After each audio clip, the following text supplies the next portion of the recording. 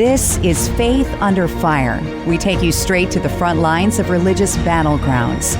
I'm your host, Sarah Harnisch. With me today, Alliance Defending Freedom's Chelsea Youman.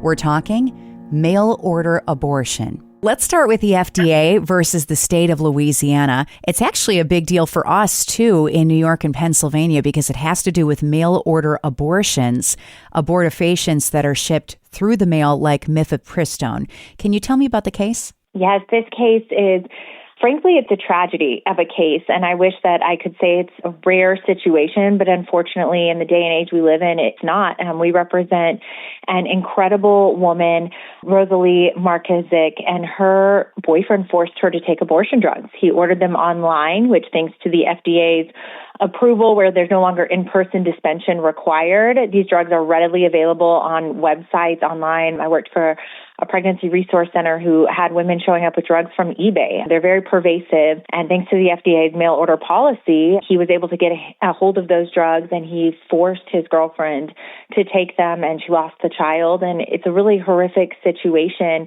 and I wish it wasn't as common as it is, but it's definitely a growing problem in the last few years. This is a case about states' rights. Can an entire state say no to abortion by mail, especially if it's coming from large states that produce these drugs like New York that have completely different laws on abortion?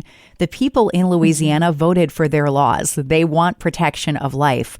And it's a big case because it's against the FDA. It's not an individual. It's not one company. It's the national board that regulates the sale of these drugs in all 50 states. You mentioned that it's sad what's happening with this case. What happens next? What just happened and what's coming? Yes, you're correct. There's so many complications with Louisiana's right to stop these drugs from flowing. We've got over 600 drugs a month flowing into Louisiana. That's 600 children every single month who should see their first birthday and take their first breaths who are not because of these out-of-state illicit drug traffickers from New York and Colorado and many other states.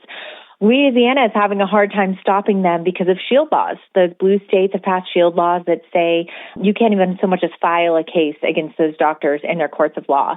And what that means is Louisiana needs to take it to the top, to the federal government, and say, FDA, control the distribution of these drugs that they unlawfully approved.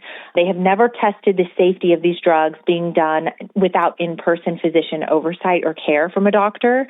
And what we're seeing are ramifications like our case where our client was forced to take these drugs, parents force their daughters to take these drugs, or they end up with mass complications. 1 in 20 women will end up in the ER with complications like sepsis and hemorrhage or needing surgical intervention. So it's very serious, and it starts at the top with the FDA. Where is the case at right now? Yes, well, we filed this case, and the U.S. District Judge in Louisiana, he said, well, the FDA has currently committed to reviewing whether the drug is safe or is not. We know there's a lot of evidence that indicates this drug is not safe in any context, particularly where a child dies when it's taken.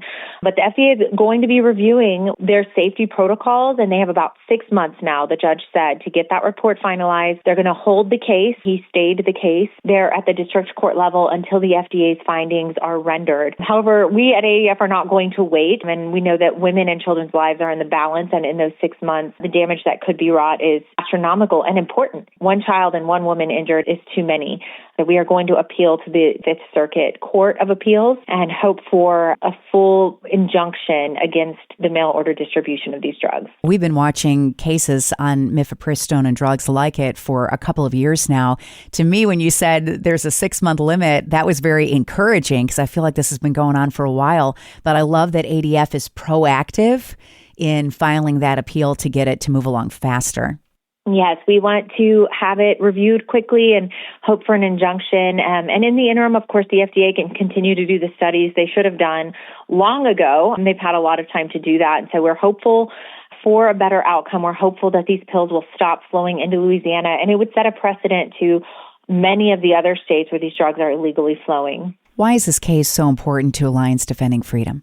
Lives are at stake. Literal children's lives are at stake with a case like this. And if you can stop those drugs from flowing in, you can save lives. The second is women's lives are at stake. Their health and well-being is at stake, and their own freedom and autonomy to make decisions for themselves. You know, when you allow mail order abortion, when you don't require these drugs to be distributed in person, what you're doing is propping up abusive partners, parents, an entire trafficking industry to continue perpetuating their abuse against women. And we're here to stand in the gap against all of that. Learn more at adflegal.org.